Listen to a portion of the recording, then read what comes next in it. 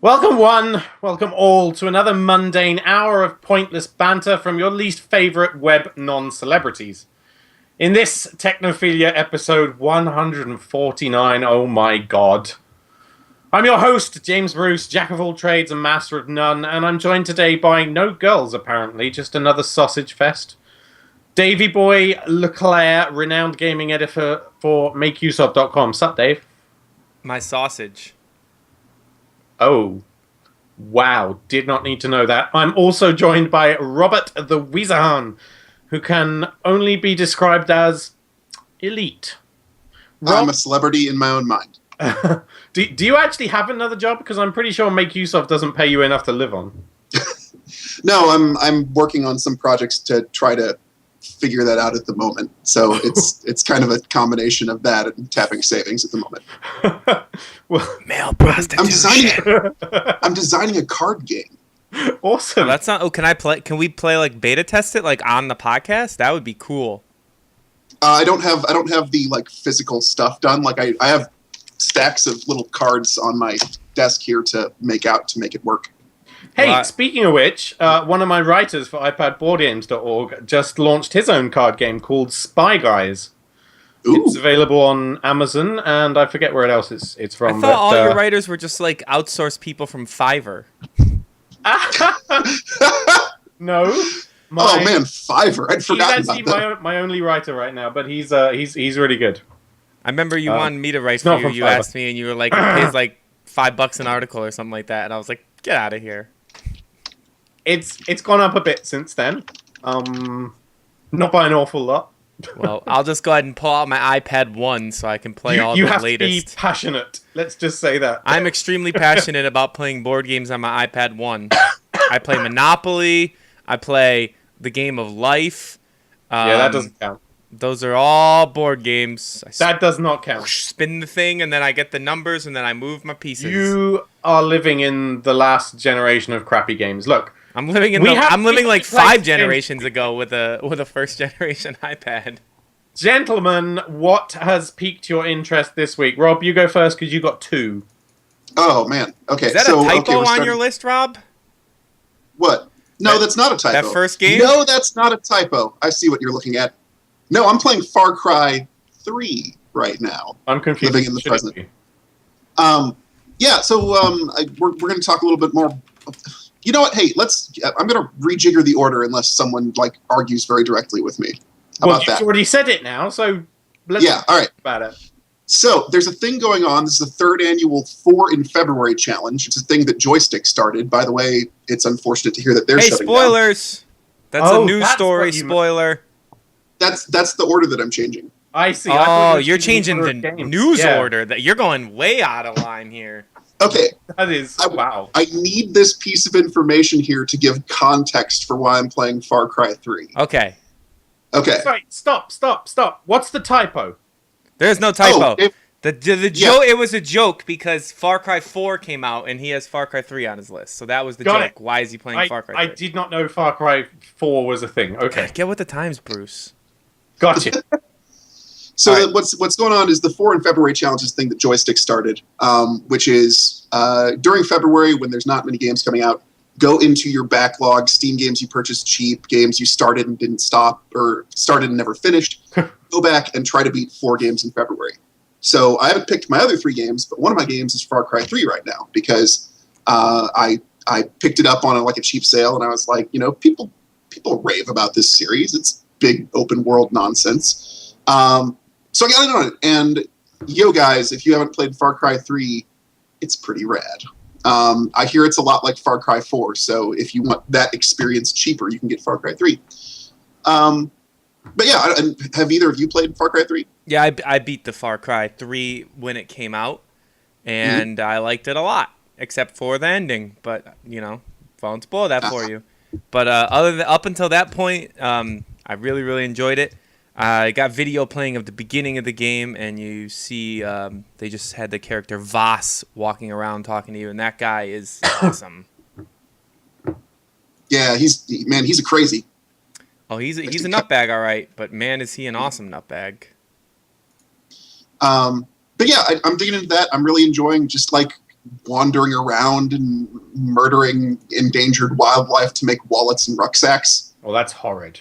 Isn't it? It's just like, in order to upgrade your inventory capacity, it's like, go out and kill a Bengal tiger to make a better wallet. Like, you can't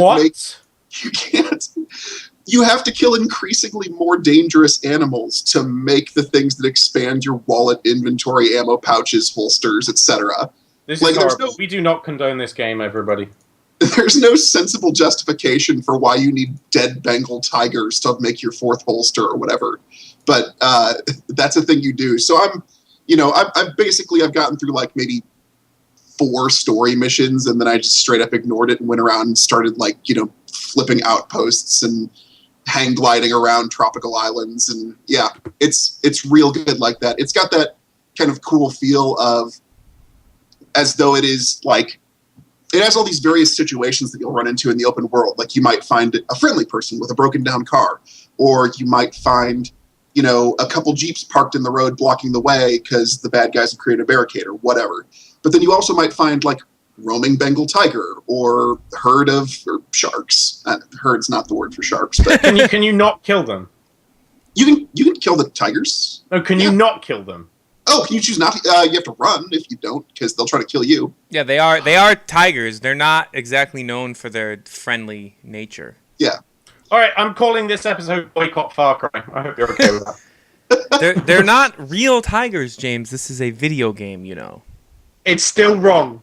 I have no moral objections to that hatred game slaughtering innocent people, but animals, not cool, dude. Not cool. Well, You're the such point a is, farmer. it'll trigger these standalone situations adjacent to one another, and then you get to see how they play out in the context of your engagement. So you might be running into an outpost to take some dudes out and free it and liberate it for the rebels, and then next thing you know, a Bengal tiger stalks in and just starts eating the mercenaries, and just starts attacking people. That's cool. So you can sit and watch, right? As that happens. Yeah, you can just back off and see how much work the tiger does before they bring it down. And it doesn't artificially refill the place to compensate. It's or you can go in and save the tiger, right? The tiger won't appreciate that. The tiger won't suddenly be like, "Oh, hey, sweet. Oh, you're my homie now." You can't get an animal attachment, a companion thing or anything. No. Unfortunately, no. You can get a sick arm tattoo though. The arm tattoo grows every time you get skill points. Yeah, that's how they visually in the world represent your character getting better. Is that your getting badass, your tattoo becomes big. And the way the guy, I forget his name. You're like your main friend with the indigenous people. The way they all say tattoo, they say tatau. Tatau. The tatau will grow. You bear the tatau. and then I laugh at that because it's not called a tatau, but it's funny. Ha ha ha. Yeah, Far Cry is awesome though. I love that game. There's it's cool. And if what I'm experiencing holds out as far as the sandboxy gameplay fun part, I will get my hands on Far Cry 4 and play that too at some point. It definitely does follow the Ubisoft the game template though. Big time. Oh yeah. Another one of those. Great. Climb towers, scan environments, get collectibles, the whole 9 yards. Hey, as long as before we move on to the next thing though, brief banter diversion. I know I'm throwing everything for a loop. I had a lot of coffee today. Wow, damn outline. Why do we even have an outline, Rob? Gosh. Just roll dice to see what we're going to talk about next, shall we? That sounds awesome. Gosh, can we? Dude, I think you just came on. What if we did that? What if we just put a bunch of things on the list and we had a 20-sided die and we just rolled it, and whatever we got, that's the topic we talk about for that next... we couldn't come up with 20 things to talk about. Well, it could be 10, and then we could just, if we roll higher, Be toots, yeah. Dude, we should think about, we should seriously consider, we could call it maybe the once a month we do just the dice episode, and that's just how we just talk about whatever the dice tell us to talk about. Before we divert from Far Cry 3, I have a question, James, because your deep offense about killing Bengal tigers triggered this. I posed this question to a friend in college. Right. Imagine you've gone to an exotic locale. You sit down at a restaurant. The gentleman next to you has ordered a Bengal tiger steak. What? He has already paid for it, and he says, "Hey man, want a bite of this? Do you accept a bite of Bengal tiger meat?" No, that's disgusting. James or Dave, rather. Well, I'm like the pickiest eater on the face of the planet, so absolutely not. I don't eat anything. I mean, the guy could have sat next to me and said, "I got a piece of pork chop. Do you want to try it?" And I'd be like, "Fuck no, I don't like pork chops." So no, I won't even try like venison or other like common, And then I would but put him less down. I common would meats. chastise him for being so filthy. I'd See, start screaming at him. My position is the tiger is already dead, and this is probably my only chance to taste Bengal tiger, which may make me a terrible person, but I would accept a bite of Bengal tiger in that situation. Nah, man, you're creating demand. You doing that, you could save I'm the not next ordering Bengal another tiger. Bengal tiger steak. No, but he might if you don't chastise him now and tell him what's wrong. Okay, that's a reasonable angle. So quick diversion from the chat from X Marty McFly. He would like to know real quick if we've heard of the Nintendo YouTube affiliate program, which is that. You mean where they shut you down? No, it's like. Oh no, James! Didn't we talk about this? No, it's where they take the money from your advertising, right? Right. The yeah, basically That kind of affiliation. That's By all basically means, what it is, broadcast our and games, but we're going to take the money. It sounds like a lot of people are definitely not super thrilled with it if they're creators, which it sounds like it could be a good idea, but I saw like Jeff Gersman tweeted from Giant Bomb that like, well, the more I read about this thing, I think we're just not going to upload our Nintendo coverage to YouTube anymore. So, it's a terrible idea in literally every conceivable way. What part of this is good? the fact that before they didn't let you upload Nintendo stuff to YouTube at all, they would just put a thing on it and you'd get $0 off of it. So if you really wanted to upload Nintendo video, at least you can get something. Before Nintendo they would just put a what's it called on it?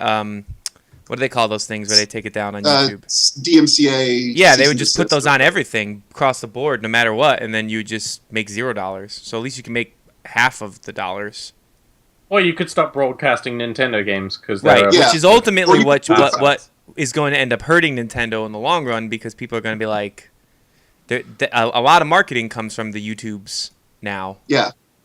I hope it does hurt their bottom line. I Yeah, really do. Like, for they shizzle. need to know that this is nonsense and they need to get with the times. It's like saying you want to publish a review of a Nintendo game. Well, we take half of your ad revenue from the review that you write. Like, because that's to the point where like YouTube videos are, and like in the marketing campaign, they're right there with the, well, we got to get the big sites to review our game. Well, we got to get the big YouTubers to play it, but they're not embracing that at all. So, yeah, I hope it falls in their face and they realize that they fucked up. Yeah. So. That sucks either way. Dave, you been playing something? Yes, so I've been on and off. I've been slowly, I'm secretly been drip feeding content into talking about iDarb, and it's that weird kind of game that's like a multiplayer game, like a couch multiplayer game where you have like a strange thing that kind of resembles a ball, and you have to try to run it and throw it into your opponent's goal. And it finally came out. So it is Xbox Live Games with Gold, free for everybody. So if you have Xbox Live Games with Gold account, you can get hashtag iDarb free of charge and play it to your heart's content. And I don't have anyone around currently to play with single multiplayer. So I was like, well, there's a single player mode. So I checked that out. And that's actually pretty fun. It gives you progressively more.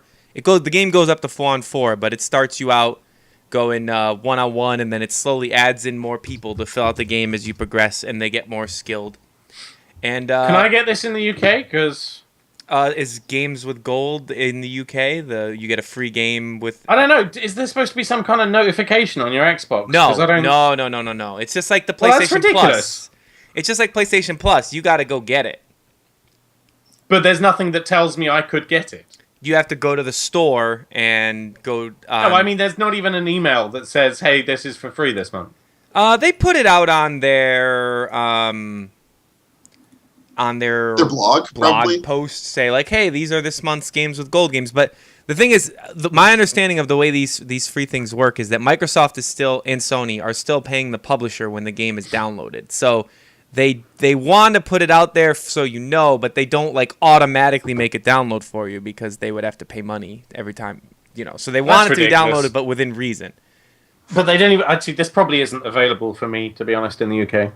Well, I don't know if the Games with Gold program is available in the UK, then it should be. If it isn't, then Scudderman says it is, but it is a really fun game though. I played probably when I got up today and I was like, all right. So I set my to-do list and I said I'm gonna do this and this and this and this before the podcast, and then I'm just gonna play iDarb for a few minutes. And then I was like, I'm tired. I don't feel like working yet. So I was like, I'll switch the order and I'll play the iDarb first, and then I'll go do the work right before the podcast. And then I didn't do any work. So sorry. I'll put the reward before the activity. That's always worked out well for me. Well, though, I mean, it wasn't necessarily a reward. It was like, oh, I need to play this for the podcast because I've been hyping this game up for like a month now. If it comes out and I don't play it, then I kind of fucked up. But I ended up playing it for like 2.5 hours, and my only complaint is I tried playing online and it matched me up, one-on-one with a guy, and this game is not best played one-on-one. But it just put me in a one-on-one anyway because I'm one person on my console, he's one on his. If I had 2 people playing on my console, it would put me with 2 people online. And then when I finally did connect, it was extremely laggy. So that could be the fact that my Wi-Fi signal is not amazing down in my where my games are, but it was it's a very fast-paced game, so the lag was really brought the fun down. So that was kind of disappointing. But other than that, I really, really like it. And if you have Games with Gold, absolutely go download it. I don't know if it's worth the $15 is the full price without the Games with Gold. But if you have an Xbox Live Gold account, if you have an Xbox One, why wouldn't you have a Gold account? You should absolutely go download this game right now because it's a lot of fun. I haven't couch co-op games. Yeah, but I'm surprised that the single player was actually fun. I was worried that this would be one of those like Nidhogg, where like if you don't have anybody to play with, then it's really no point in playing it. Like the single player is actually very fun. So, boom. What were you saying, James? I was saying I haven't actually turned my Xbox One on in like a couple of weeks because I've been busy playing. What? Grey Goo. I remember last week you decided you basically bought it like live at the end of the podcast, if memory serves me. You were like, oh shit, this looks like Command & Conquer kind of, but newer. I'm buying this shit right now. So you did in fact buy it. I bought it. I played it. Look, I have gone through so many stages of different emotions with this game.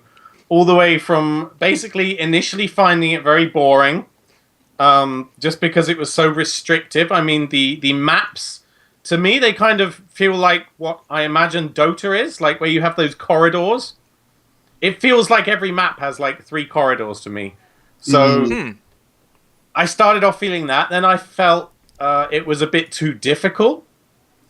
And then I kind of regretted purchasing it. And then I persevered. And now I'm really starting to like it. Once all the options have opened up. I've literally just started playing as the Goo, which I think is the 3rd campaign. Having played through both the humanoid alien things and the humans, and they're all really different, right? The humans can't expand beyond their initial base because they need to connect power lines and stuff, whereas the aliens can just pop up a new base anywhere they like. And the Goo have complete freedom of movement over the entire map. They can basically climb up mountains. They can be all sneaky, and they just have to hop on top of the mining thing, whatever it is, I don't know. And then they can extract stuff. And there's a couple of unique things which are really cool. For instance, the way you build a super powerful unit with the humanoid race is that you build a large factory and then you attach all the different attachments and then you upgrade it. It becomes like a movable robotic platform thing that you can mount units on, but you can also still use it as a factory. So yeah, that's cool. How much was this game? Full price, I think. What is like $60 full price? 30 quid or something. Oh, I don't know in dollars. What's that? $45 maybe? 50 US, I think. I want to say Grey Goo is so 50 slightly US. below the standard 60. Yeah, but still not what you would call cheap. So I mean, yeah, the more I play it, the more I'm really enjoying it, and I'd like to jump into some skirmishes soon. I would Definitely recommend it for any RTS fans, but like I said, you probably need to persevere for a few hours before really appreciating the strategy of it. So I'm glad I did. Well, I'm not I mean, sure. that's kind of the case with any of these like deeper games. Like, if somebody were to just go like, "I'm gonna try out Dota today," they'd be like, "What?" Yeah, So it's kind of those I things where don't you get that gotta with a lot get of games. through. You gotta get through the Most skill games, ceiling. I feel like I can make a snap judgment about pretty well. Mm. And the only reason I carried on with this was because I paid so much for it, right? I think if I'd probably been sent this for free, I wouldn't have bothered continuing with it. I would have just written it off. Hmm. But yeah, there's definitely all the races are unique. It's not like a lot of RTSs where it's just a reskin of Right. the others, really. Do you have vivid enough memories of StarCraft 2 to compare it to that? The Zerglings are kind of like the goo kind of thing. Well, no, I mean, but like in overall game flow, like is it faster than StarCraft? Is it more swingy than StarCraft? Is it? It's about as fast. I think I would say they've. One thing they did was they created keyboard shortcuts for everything. So if you're trying to build some certain structures and you can remember which keyboard shortcuts they are, you can do it really quickly. You can be like QWRQ, and then you've got like a factory waiting to be built. Yeah, right? that's So, where like the pros be there, all about their that's their that's what actions they're aiming per for. minute, APMs. I But don't you were play more with of a those. I'm CNC not guy, that good. right? Back in the olden days of you playing the video I was, game? yeah, I was. And this is a more like that, I believe, right? This is. I think the music is from the same guy. I don't know if the designer was the same The guy. the team that made this is some of the guys from the original old Westwood studios. Yeah, it So, definitely shows. It's yeah. it is a lot like that. I'm still not sure about the restrictive maps. Mm. It does. It does, Yeah. it does have that CNC look to it. Like the unit movement, at least in this video, I don't know how fast you can crank it up, but the unit movement looks very slow and deliberate. Some of them are. I mean, I've changed my settings actually, so all my movement is at the speed of the slowest unit. You can change that, so like if you have fast units, they can go faster. But I prefer to slumber along there. It's good. But recommended in the end, huh? Recommended, but you have to put in the time. Hey, Dave, remember when MOBAs ate this genre's lunch? Yeah. I think they still kind of have. I feel bad they for the hardcore StarCraft community. They used to be the esport, and now they're like the struggling. Yeah, it was You would probably like It was this so if you weird. like Dota, Dave. I mean, for me, you know what? I don't think I've even played Dota, but this is what a lot of what I imagine Dota to be like the small corridors just throwing. Yeah, but there's no units into base the- building in Dota. Dota is more like No, this is like Dota with base building. If you know what I mean. Harry Houdini is complaining that there's no IDAR, but we already talked about it, Harry. We apologize. You missed the IDAR, but I'll real quick bring it back to IDARB and say IDARB kicks ass. All right, back to Grey Goo. I generally am not a fan of RTS games. I played like Command and Conquer like everybody else did. I have StarCraft Which 2. one did you play? Red Alert. I played that a lot. Red Alert.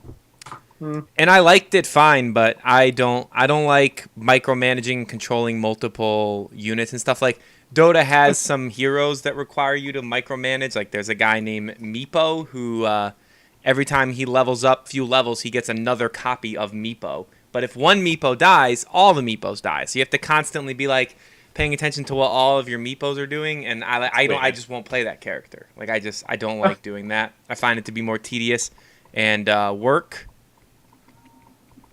And I generally don't like those heroes. So yeah, that's again that comes back to why I don't generally play games like this, because I'm not into micromanaging multiple things at one time. I want to worry about my dude, and that's it. So That's a shame. I would like to kick your ass at this. Oh, you would definitely kick my ass, because also that's the other thing is I'm very bad at those games, which is part of the reason why I don't like them. I don't like them because I'm not good at them. So. Yeah, but it looks Rob, like you good. got another It game? looks good. Yep. Yeah, and it's actually another real-time strategy game, but of the city building, empire building variety. And I don't know that this will necessarily be one of my 4 in February options or anything, but Dawn of Discovery, or as those of you outside of North America know it, Anno 1404. This is it's imagine ye oldie Sim City. But with the emphasis more on building like an economic network. So like it's all about settling islands. You start out, just on your single island with just like peasants and basic warehouses and all these places that you're just getting like the bare necessities. But as your city gets bigger and bigger, if you can start acquiring more resources like, spices and salt and hemp and linens and tools and all these things, the more resources you get networked into your city, the more other kinds of citizens can show up. But as those types of citizens show up, so like merchants and nobles and those kinds of things, they have greater and greater demands to stay happy.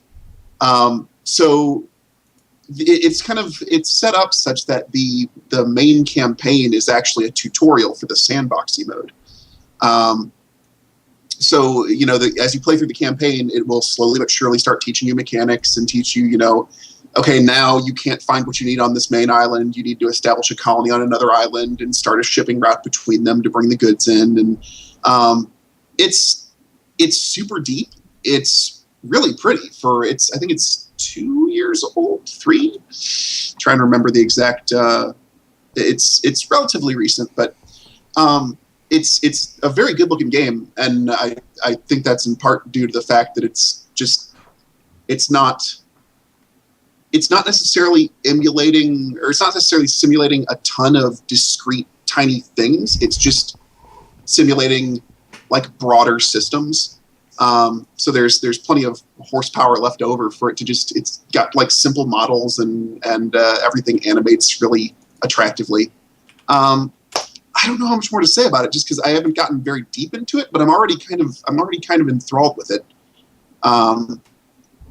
Yeah, I don't know if I could swear I've played this before, but maybe it was just one very like it. Do you have contact with pirates at some point? I haven't gotten far enough to know, but I wouldn't be surprised. There's some small kind of military aspect to it.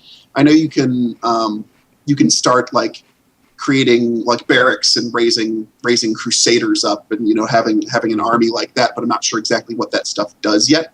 I've just seen the buildings and the units and stuff. Hey, there we go. There's footage.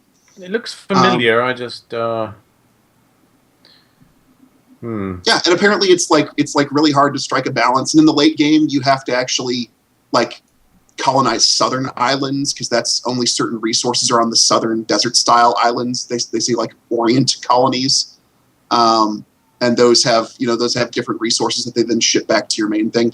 And apparently there's a lot of scenarios in it too. So once you kind of master the sandbox subsystems, you can go into these scenarios that give you like very specific victory requirements. But otherwise you can just kind of play continuous. And another thing about it that I thought was pretty innovative that I haven't put to the test yet is that if you have the Venice expansion, you can do multiplayer co-op. So if it gets to be too much to manage, like you can be like, okay, you're going to manage the island in the Orient. You're going to manage the mining town on this island. And you can kind of divide the tasks and cooperatively work to build this island empire. This is the RTS week, apparently, on Technophilia podcast. I guess. This isn't really RTS. It's more city building, isn't it? Yeah. But it's going in real time. Like it's not waiting for turns to go like Civilization does or anything. It moves real time. It very much has a SimCity vibe to it. You're definitely building roads and then attaching little huts to those roads and watching them upgrade as you get the right resources. And how do you define an RTS? Real time strategy, right? So it is strategic and it is happening in real time. So I guess this just makes me want to play Banished again. I don't know how it compares to Banished because I never tried Banished. Oh, really? Banished is incredible. I've always heard that's kind of it. I heard that one's more of a like it's balanced to eventually beat you, so it's kind of a like see how long you can survive till you die. It does feel that way a lot of the time, yeah. It's a But lot yeah, more. Yeah. but if you're on PC and you're looking for city building, and you don't mind a little like 15th century flavor to it. It's Dawn of Discovery in North America, and then it's called Anno 1404 in other regions. That's a way cooler name. I don't know what it means, but it sounds cool. Anno 1404 sounds badass. It's a reference to AD, Anno Domini, which is the after BC thing. Yeah, that's cool. See? Subtlety. Yeah. But I didn't know that till I looked it up. I was like, why would they call that this? So well, there you go. So it's making you Google it and stuff. See, they're on their game. See, us Americans, we get the simple version of the name, and it's just like, blah. Nobody cares about us. They have to entice us with words of adventure and rebellion because we're brutes. And ages. Cool. So, that's it for games. So this week's discussion topic, since no one else has rated anything else in the chat room, I don't think.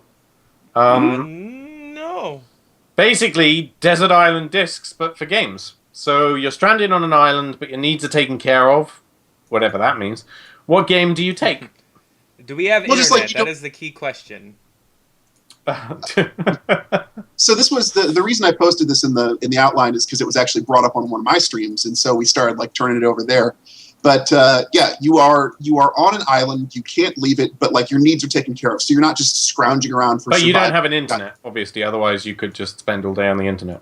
Well, the way it was posed in my chat was that like you have internet access, but for some reason, like if you're playing an online game, just asking people to get you off this island isn't an option. So it was extremely outlandish. I chastised it for being, completely at a certain point, completely unrealistic to the point that you couldn't. I would hack my game to give me internet access that allowed me complete freedom to do what I want, and then I would just watch porn all day, probably.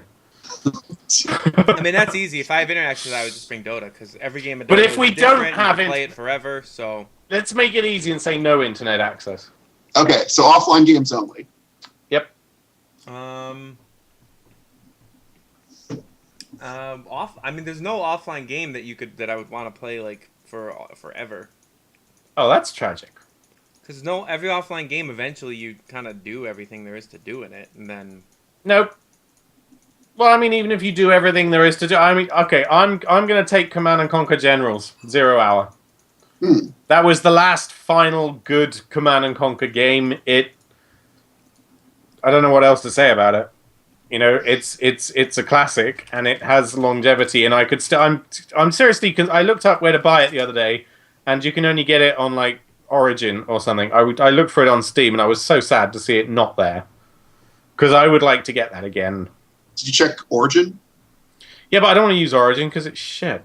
Well, yeah, but EA has a blockade on a lot of their stuff where they only host it on Origin these days. I know, so I'll probably just pirate it.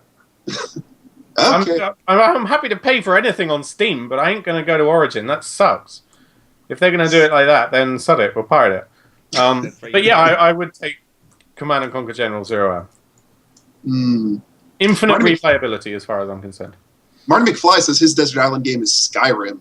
That I don't know. That one could be like, if I actually had the know-how to create mods, that could be a good one, because then you can like, well, but if you build your own content, then you're playing things that you know backwards and forwards. Yeah, I mean, then I would just say I would bring Unity, and then I would just develop I would just develop infinite, I would just develop roguelikes all the time. I mean, I feel like Skyrim, you would get to the end of eventually, and then you possibly wouldn't want to replay it. There is a finite amount of content in Skyrim, so at some point you will do everything. Now but then you could go do everything with different character type, and it would be pretty different, Kinda different? Moderately different. It's a different feel.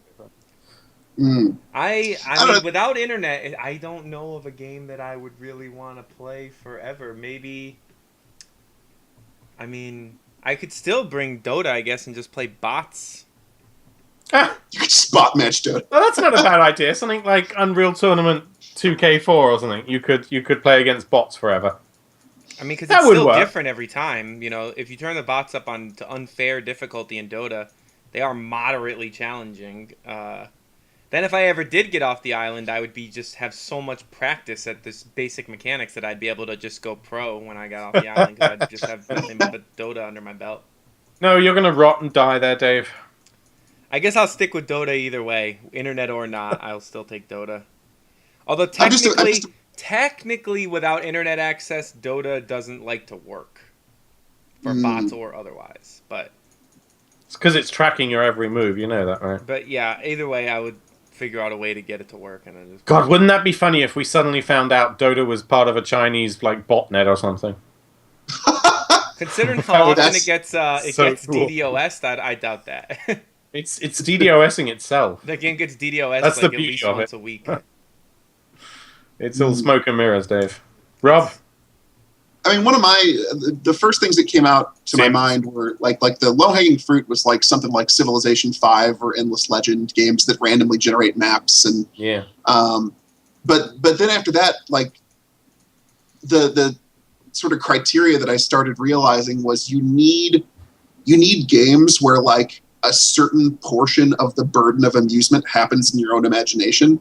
Like The Sims 3 and The Sims 4. Like, even though what's happening on the screen might be, a relatively simple experience, a lot of what's fun about those games is actually what's going on in your head and the story you're telling yourself and those sorts of things. So certainly The Sims 3 or The Sims 4 might be good, provided more content. I don't know if you can say game plus all expansion packs. Obviously, we're creating questions, so we get to choose. Maybe something like Spelunky? I feel like Civ 5 could be really useful, actually, because if your needs aren't catered for, it might actually give you some ideas about how to build up a civilization. You might be like, yeah, I'm going to build my winery over there and plant the grapes. That might help. Let's see, what are the basic needs of a human being? You start from there. I'm going to invent writing now.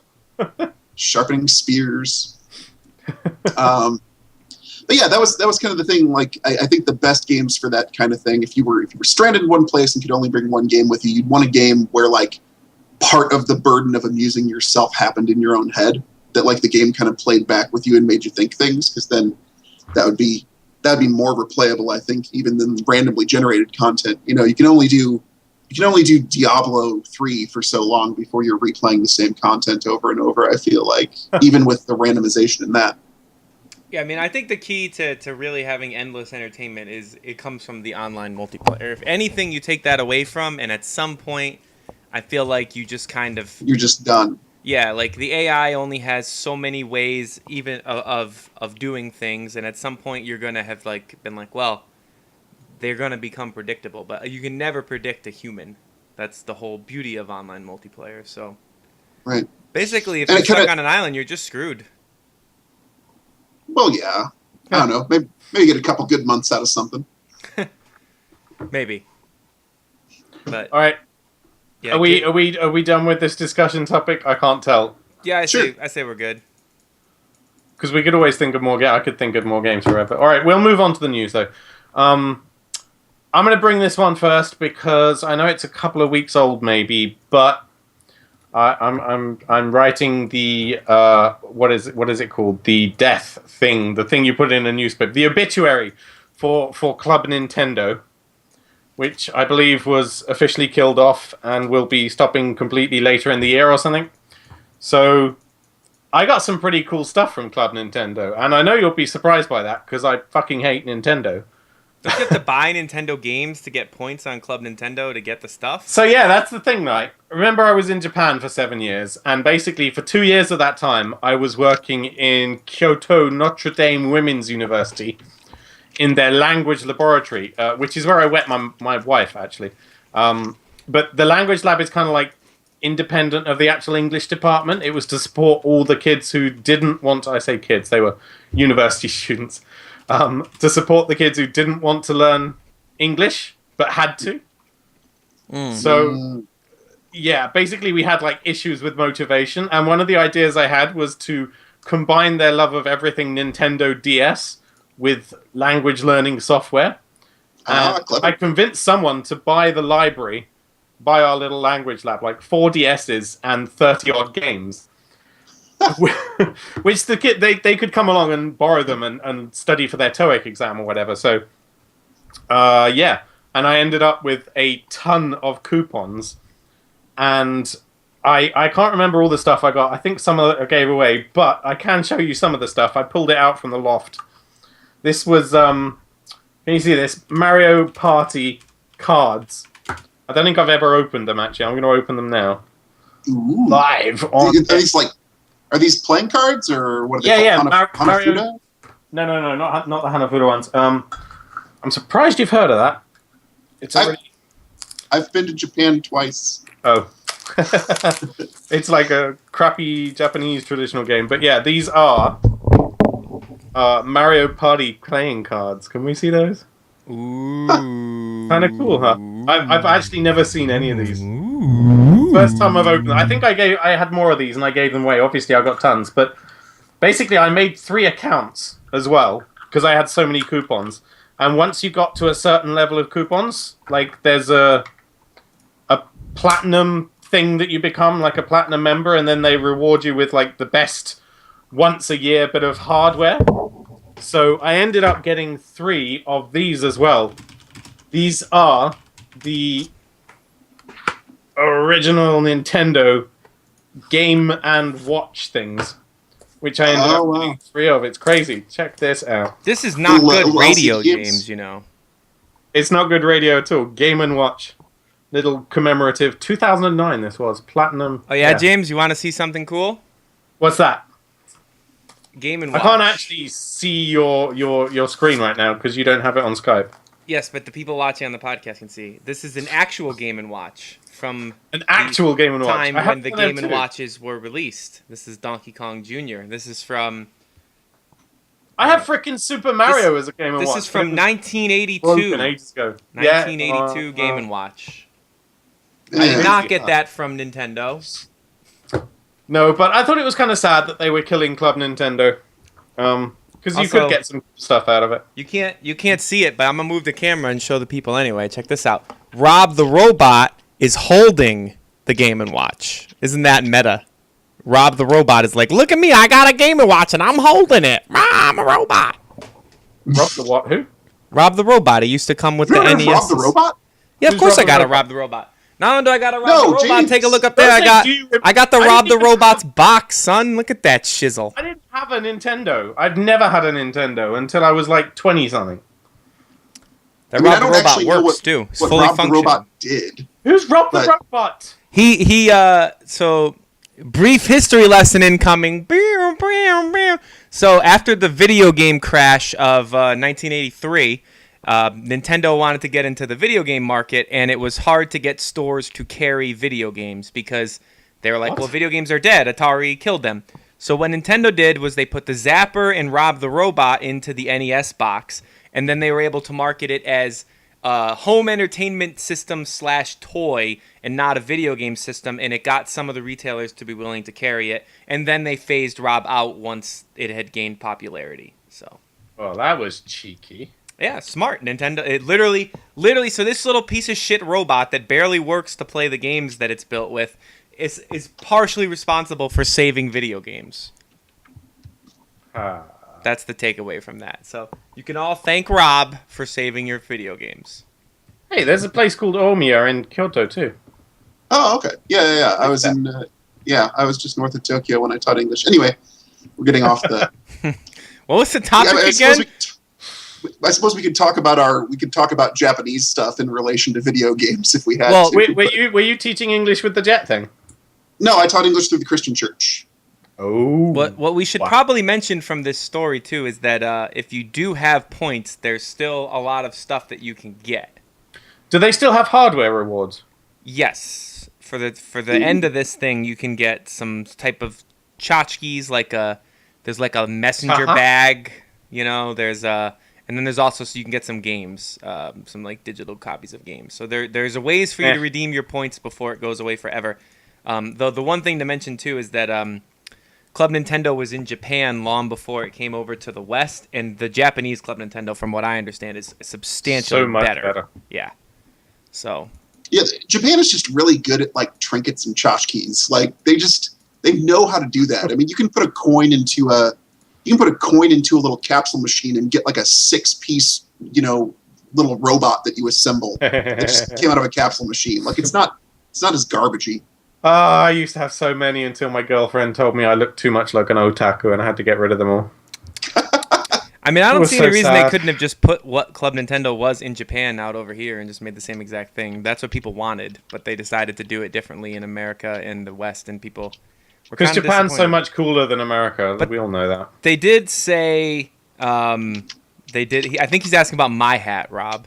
They did say that there's going to be some kind of replacement, but they didn't say exactly what. But I'm sure whatever it is will be vastly inferior to the original, which is probably why they didn't say what it is yet, because they're not going to say, like, we're going to get rid of this cool thing, and now here's a shitty thing that we're replacing it with. So they'll wait a little bit, let people stop talking about it, then be like, and now here's your new Nintendo Rewards program, which will let you get, like a hat for your Mii or something garbage. Copies of games you already own, but on the Wii U or something. Well, that wouldn't be virtual that bad, console. actually. I don't think it will be that good. I think it'll be like you get a hat for your Mii when you do the street Oh my passes. god. That would suck. And I am ridiculous, Liat man. I love stickers on my hat. What if I took the sticker off live on the podcast right now? Would that be like a momentous enough occasion? Do it. Purge the fixation. All right, you ready? The sticker's never been off. This hat is about 2 years old. I've never taken the sticker off, but because I love you guys, I'm gonna take it off right here on the podcast. You ready? Here we go. For the people listening at home, you can hear me attempting to rip it. There you go. Ready? Right over the microphone. Oh yeah. And the bottom one too, just to really make sure to get the point across. Boom. Oh, now look at this. The bottom one has been on there for so long. I got glue stains on the hat. Look at that.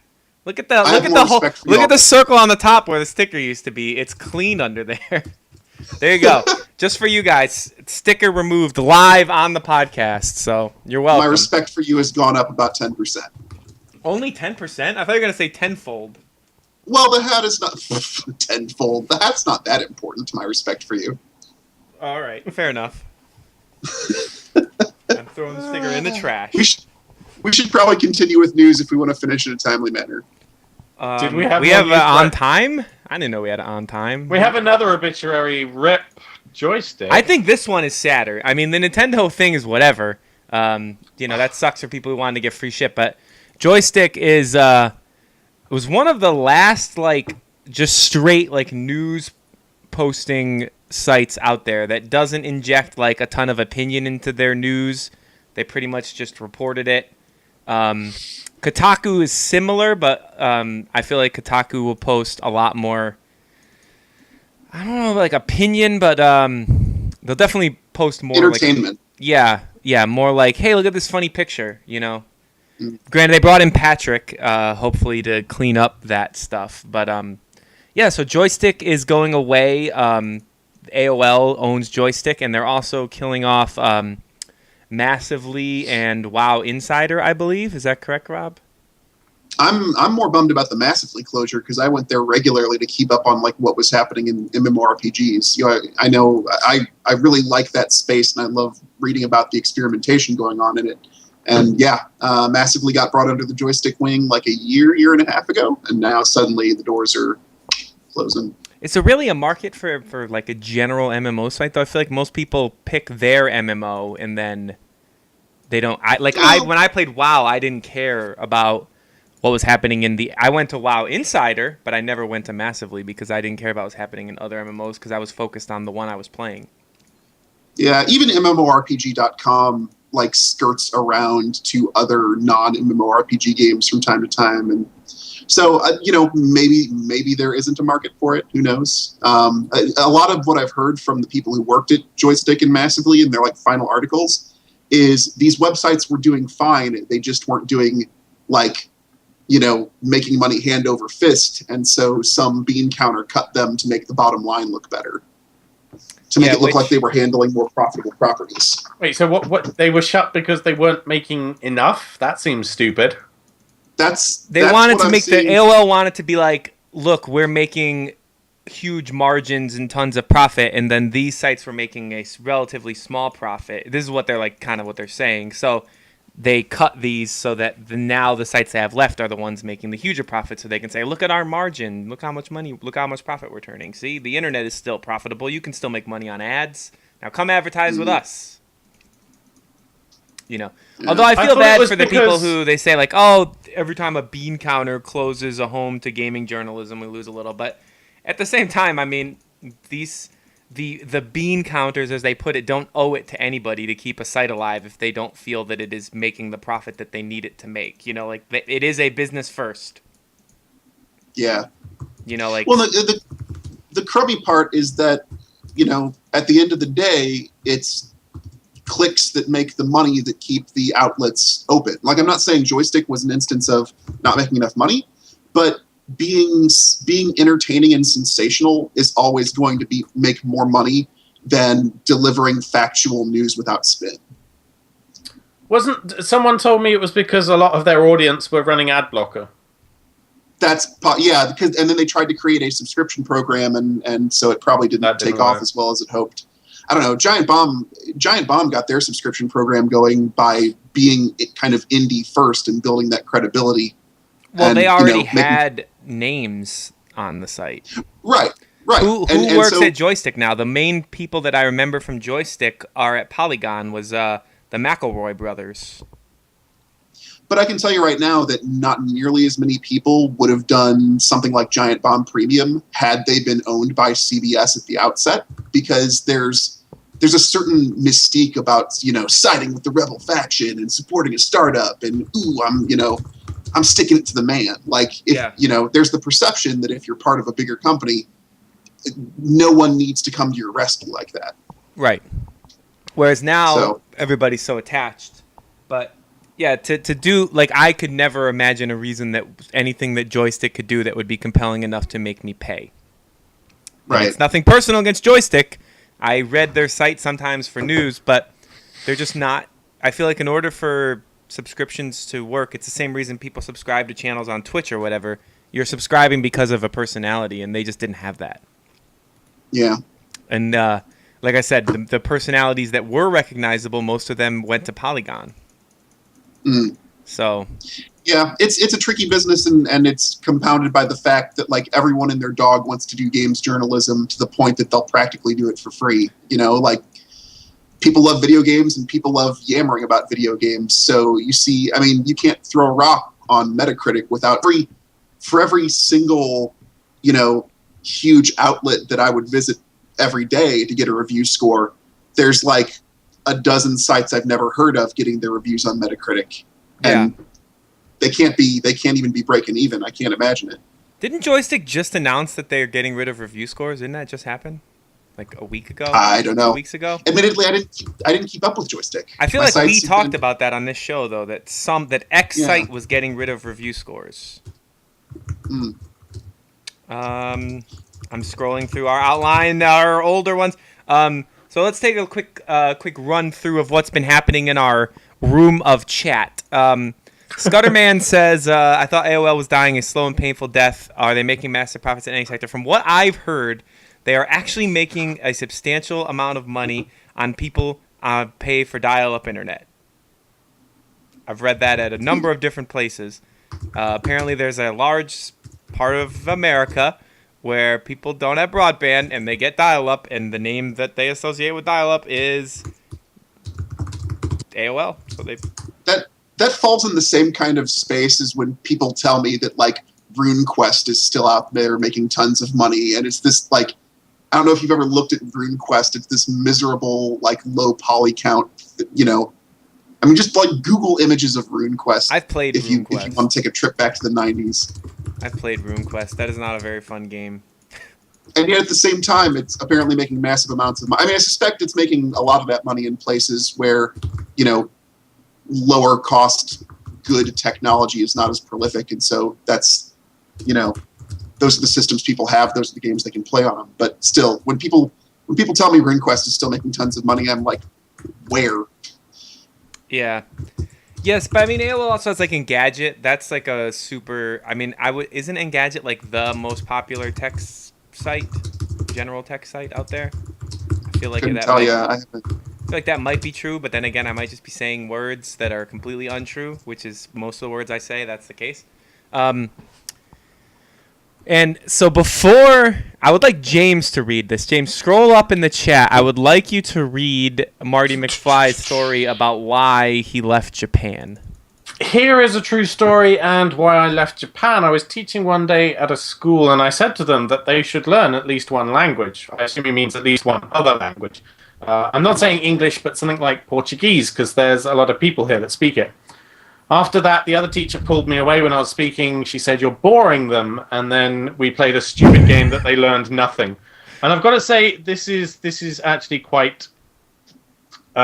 this is exactly how it was teaching in a public school. If you can't say anything like that. You can't actually try and bring anything to the lesson. It's basically just you're there to play games. That's what you are. It's like the students will learn, oh, it's Jamie time. We're going to play some games today.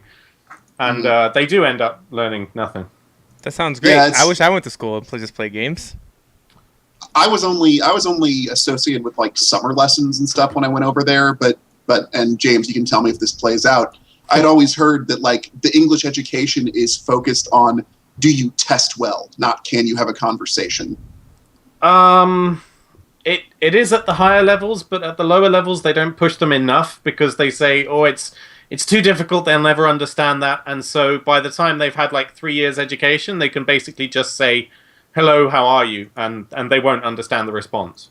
That's basically how I am with speaking French now after going through like 4 years of French in school. So it is very sad and depressing to work in the Japanese public education system. interesting. It was a lot better once I got out and started teaching in the university. That was a lot more fun, a lot more freedom. Ah, cool. And I ran my own summer camps as well, which were just fucking amazing. So does anybody have anything else to add on Joystick? Or Japan. Fuck it, we can talk about Japan. Joysticks in Japan. Does anybody have anything to add on Joystick massively and WoW Insider? I say, I hope all those people find jobs. Maybe I should go message their former writers and offer them a job. See if anybody wants to come write for Make Use Of while they're... Yeah, I don't think we pay enough. Yeah, but if they're unemployed, they may want to just have a little extra on the side while they look for a permanent job. I don't know. Maybe I'll take them. Yeah, that's what I want. Desperation. Little freelance. It's a little freelance work on the side. There's nothing wrong with a little freelance work on the side. Anywho, so bye, Joystick. So the next story, also Polygon. What's with me and Polygon? I don't even read Polygon, but I've just linked it. It's the only site you read. I only read one site, not Polygon. Sony Online Entertainment is not Sony Online Entertainment anymore because Sony sold them to some weird like venture capital firm or whatever, and they're now called Daybreak Game Company. Sony Online Entertainment is the company that makes games like EverQuest, DC Universe Online, the recently released H1Z1, PlanetSide. They're working on EverQuest Next, which actually generated quite a bit of hype when it was announced in the MMO sphere. I'm sure Massively.com was reporting on it before they went out of business.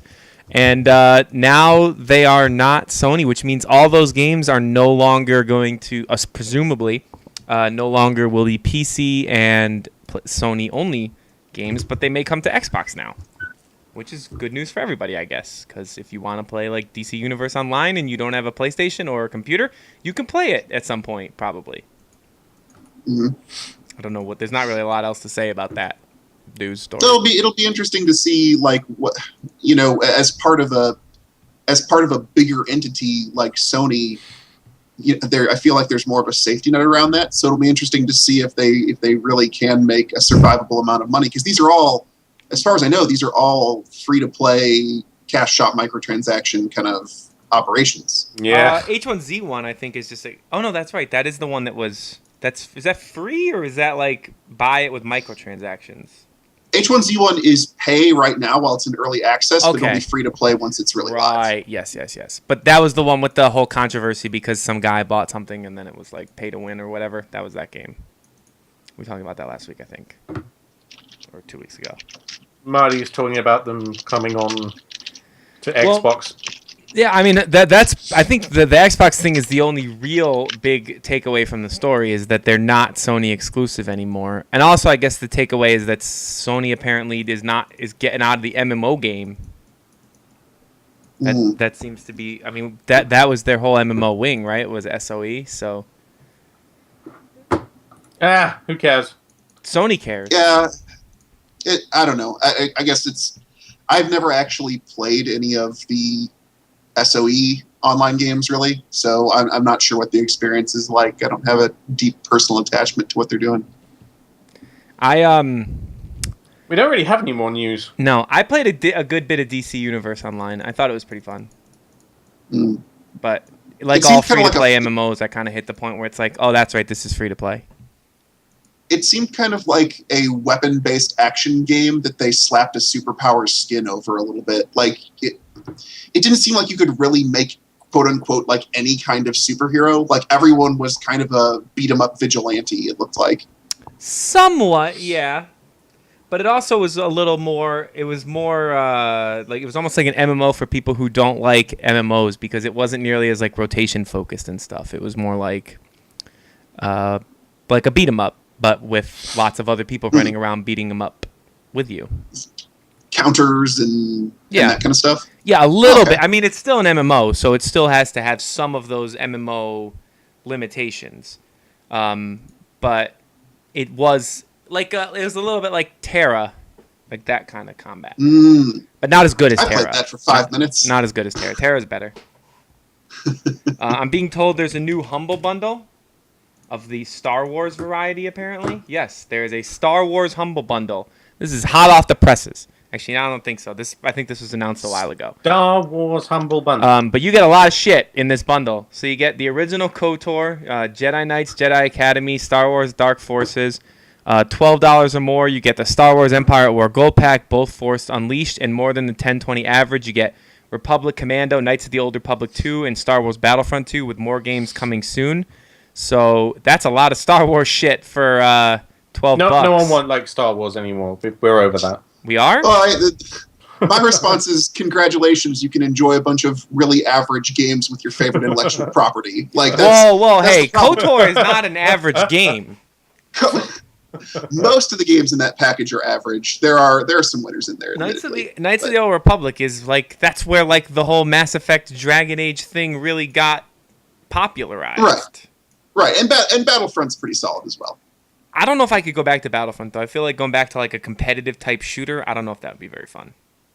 Yeah. Personally, what is Empire War? Is that a like a RTS Star Wars game? I don't know that game. I believe it is actually. I want to say it is. It's from Petroglyph.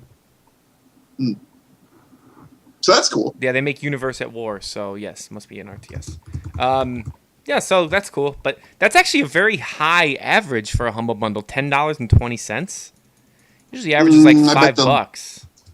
I bet the licensing of the Star Wars stuff has bearing on that. Well, I'm guessing a lot of people are paying just doing the 12 and because they want the Force Unleashed games. So I bet you a lot of people just doing the 12 and that's bumping up the average. But hey, go to humblebundle.com if you want those, and then you can buy them. And then they're discounted. Will this bundle still be up by the time the audio podcast goes live? Yeah, it's got 13 days left. Oh, okay, plenty of time. I think it just launched an hour and a half ago because I haven't even got an email from them informing me of it. So, boom. Well, are we done? I think we should be done because I haven't had dessert yet. I know you probably don't give a shit, but I haven't had dessert yet. Didn't you want to? You don't want to talk about this old school Technophilia news that you threw at the bottom? Oh, sure. It's a one-line bit of news. So, Google announced a ride-sharing app like Uber, and Uber has announced a self-driving car project. I just thought, lols, that's cool. when corporate espionage is happening on both sides, I guess. It's all good. That was it. That was my news. All right, everybody. That's a throwback for you OG Technophilia fans getting into some non-gaming news. Thank you for listening. You can subscribe to the audio podcast or the video podcast too, I think, on technophiliapodcast.com. You can follow us on the Twitters. We've got the what is it, Dave? The Technophilia. Also, I would just like to voice my displeasure with the co-optional podcast. The whole reason that we moved our podcast back an hour is so that we could be on at the same time as them, and they went on an hour late today. What? So they're just starting now, those dirty bastards. It's like they knew. What? That was cheeky. And we are also on Twitch, obviously. This is twitch.tv/Technophilia podcast. Are we sticking to this time, which is 7 p.m. UK time and 2 p.m. Eastern? Yeah. And I don't think there's any other time that matters, really. Yeah, as long as their other podcast's not late again, sons of bitches. And that's it. Did you say Facebook? Unless you want to say stuffs. No, I don't want to promote the Facebook. This sucks. Facebook sucks. But we got like 12,000 likes on there. Yeah, but 11,000 of them are fake. Yeah, but we got 1,000 real ones. Yeah, but they never do anything. That's true. Well, it's Well, do we post anything worth facebook.com/. doing things about? No, because we hate the Facebooks. It's because Oh, Facebook okay. never shows it to anybody because we don't pay money to promote it. Seriously, No. don't bother with the Facebooks or the Twitters, really. The Twitter sucks, too. Well, we need. Hey, Watkins Just Studio, come you and came at a very follow bad us. time. We're about to leave, but welcome anyway. I would like you to follow us on Twitch TV and download our podcast. Those are the only things that really matter to us. Yeah. If we can get the download numbers, we can get the monies. Twitch is the important one, and yes, that and the website. The others. And I agree, Marty, we need more Brits. But the social media is how we tell people when there's a show. No one does the Twitters, no one does the Facebooks. I don't know. So what's the winner, James? What social media should we be on? Twitch. No, social media is just a big fad. It's going to go away. Twitch is the social media that we should be focusing on. Oh my god, we should be on Tumblr. Ooh, we could post our thoughts. If we had some website where we could write articles for people to read. Yeah, that's not going to happen. We should definitely get a Tumblr instead of writing thoughts on the website that we can get paid to write. Yay! He says he's going to follow us. Watkins Studios. Sweet. We'll Thanks see. for following. We will be here next week at 2 p.m. Eastern time, so you can watch the live show Why- then. Why don't we have that thing that says, makes fireworks go on the stream when someone follows us? Can we do that? Yeah, I have that thing, but I don't use it during the podcast because it Make would. that thing work, Dave! Because the problem is, it would the sound would come in on the audio show, and that would be shitty. And then the video would come up on the rebroadcast. So every time when it rebroadcasts, the people would see the notification. So I use it during the rebroadcast, but during the live show, I turn it off. No, can't you rebroadcast it and have it live at the same time so they could, double follow or something? What? I'm not sure I'm making any sense right now. I but don't know what that's you cool. said. I'd like to see And- it on the live one, too. It's not going to happen. you- I don't if- want to degrade the integrity of the show with it. If you do listen to the audio only version, do leave a review of some kind so we can know what you think of it, because that will help.